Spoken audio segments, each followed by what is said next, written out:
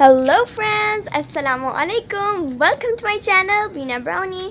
तो फ्रेंड्स, जैसे कि आप लोगों ने पिछले क्लिप में देखा कि मैं ट्रक बनाई थी। आखिरकार करीब मेहनतों के बाद मेरा ट्रक कंप्लीट हो गया है और ट्रक की मैं आपको अभी पूरी दिखाती हूँ कि मैंने किस तरीके से अभी बनाया है। तो क्या आप लोग तैयार हैं?